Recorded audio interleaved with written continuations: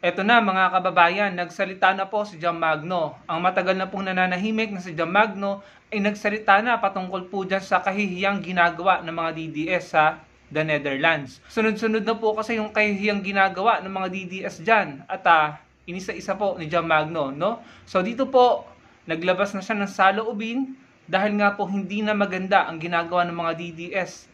Yung pinapakita nila dyan ay maaari pong makaapekto sa imahe nating mga Pilipino. Pakinggan po natin ang mga sinabi ni John Magno. Almost 6 months of PRRD in the ICC. And I remember how I initially felt about that, and I shared it with all of you. And for the last almost 6 months of him being there, I don't understand that the issue has revolved around all the noise that's happening outside the ICC. Like, can't we all agree that we all love him? We do.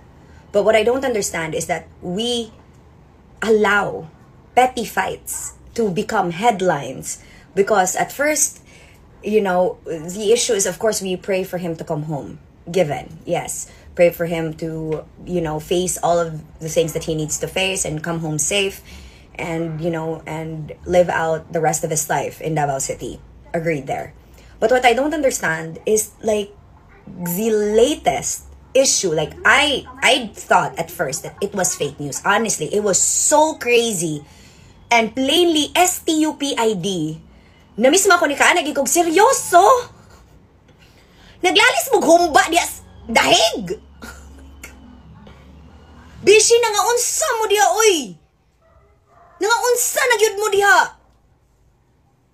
Oh my God, humba, awayan. Guys, really?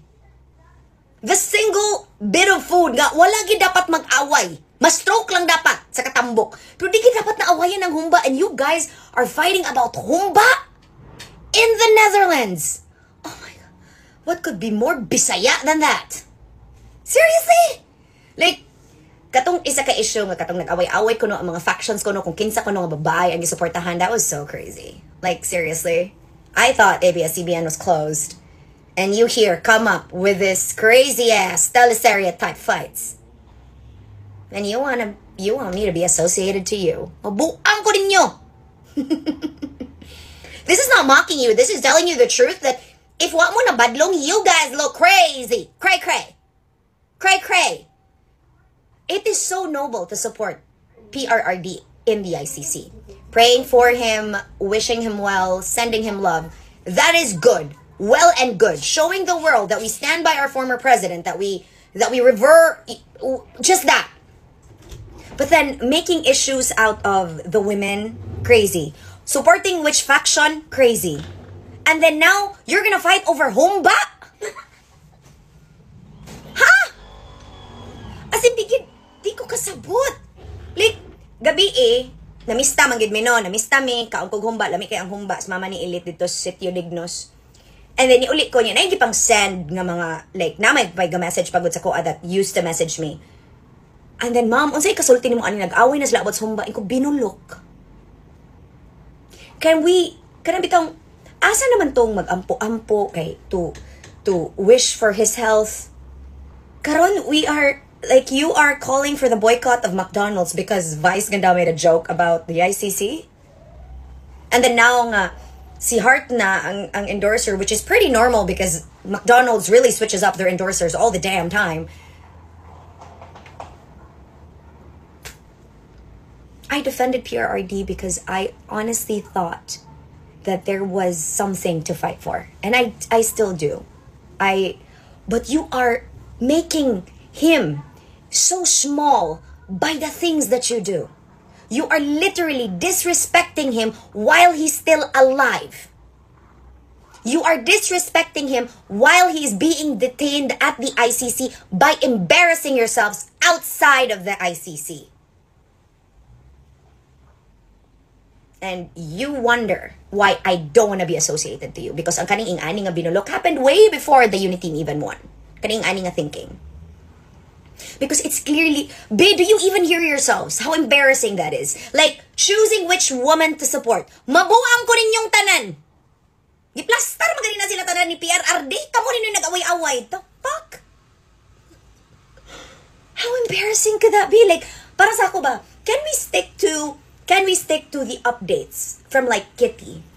Kana bitaw updates from Kitty talking about how her dada is. Kana lang unta, pause. Wala tay laing mga mag-away sa kumba. The fuck? Maglalis kung kinsay suportahan si Ma'am H ba, si Ma'am Z ba, si Ma'am Jazz ba? What? What? That's really how you respect PRRD. That's how you show support to him. That's...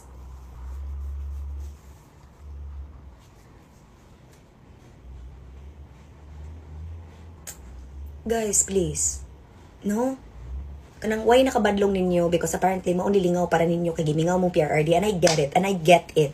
But please, refocus on what really matters. Dili humba, dili kinsay iyang babay. It's his legacy. It's what he's done for this country. And it's being reduced to ridiculous things that you are fighting about. Every single day. All the lies na yun, maghimuhimo na lang good, o para na ilalisan, o para na ikapost. My God. Huy. Wag yun, wag na yun. Wag yun nabilin nga, gamay nga dignidad para ikahatag na to kang PRRD. Wag yun. What the fuck? Kibaw mo? Di man ni sa unsa no, pero si PRRD ang naulawan ani. Because mauni ang iyang supporters. Munang ako, I don't associate. Because guys, the focus is the Filipino people.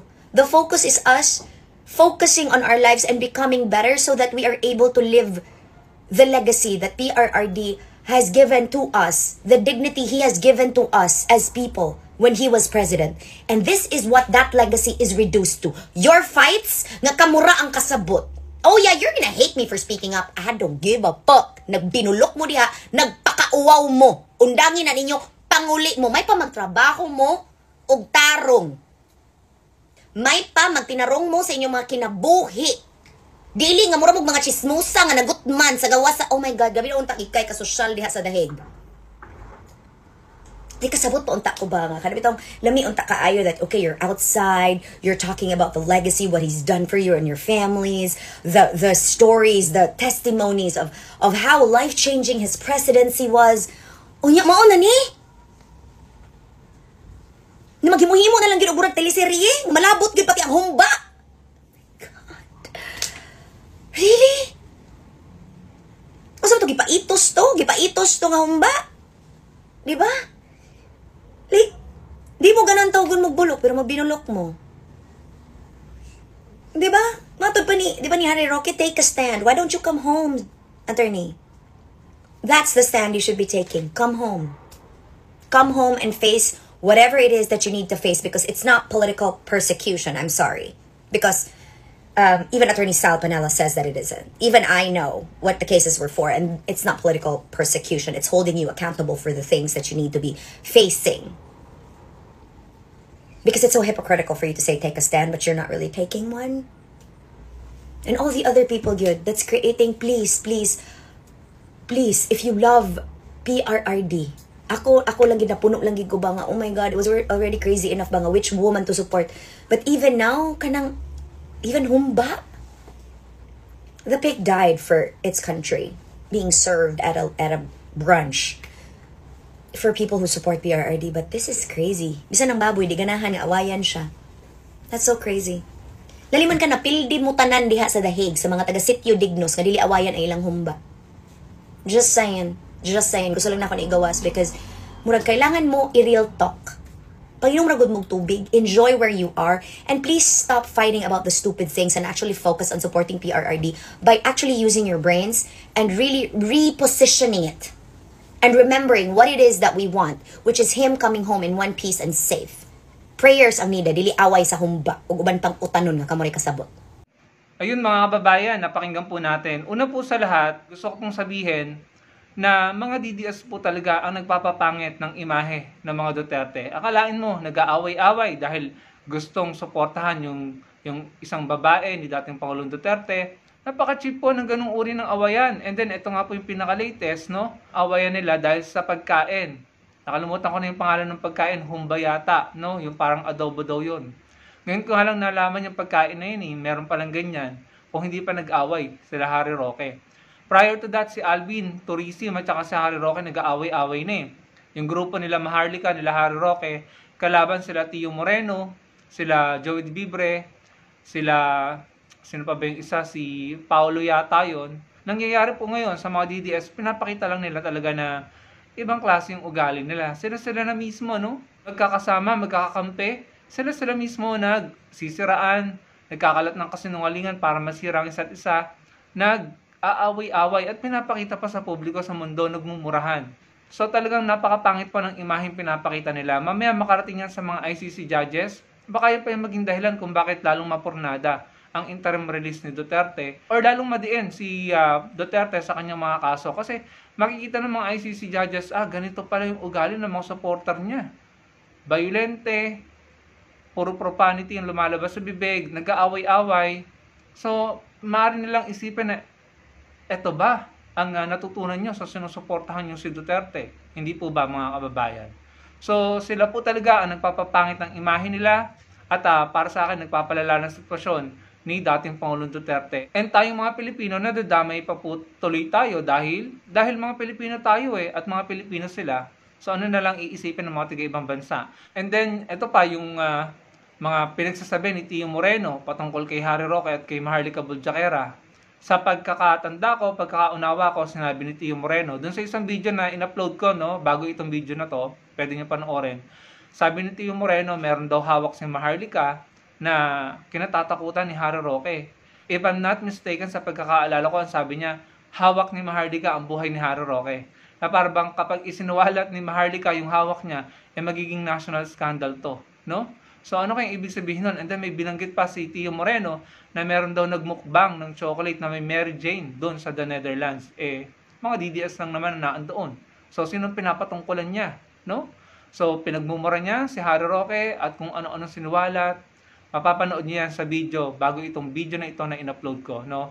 So ito pong mga nangyayari sa mga DDS na sila yung nagpapalala sa sitwasyon ni Duterte at sila yung nagpapalala at nagpapapangit ng imahe nila. Yan po talaga ang totoo nilang muka, yan po talaga ang totoo nilang kulay. Ganyan po, no?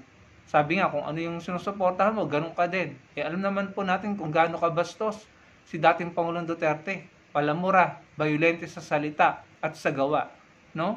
Ayun, yung mga supporter, tila naging ganun na rin. At kaya nga sinasabi ko sa inyo, kapag ito'y nakarating sa ICC, maring makaapekto yan sa mga desisyon ng ICC. Yung pinapakitang awayan, violenteng pananalita at yung ginagawa nila diyan sa paligid ng ICC, pag nakarating yan sa mga ICC judges, good luck na lang sa kagustuhan nilang mapalaya si dating Pangulong Duterte, no? Kaya since day 1 from 2016, yung pangunginsinta ng mga DDS at yung mga pinagagagawa nila hanggang ngayon, yan po ang nagpahamak kay dating Pangulong Duterte in my opinion, no? So yun, mga kababayan, narinig naman po natin si Jam Magno. Totoo naman na mga DDS po talaga ay problematic, no? Kahit siya mismo na suporta ni Duterte ay kino-call out na mga DDS kasi ang babaw, ang cheap at walang kakwenta-kwenta ang mga pinag-aawayan.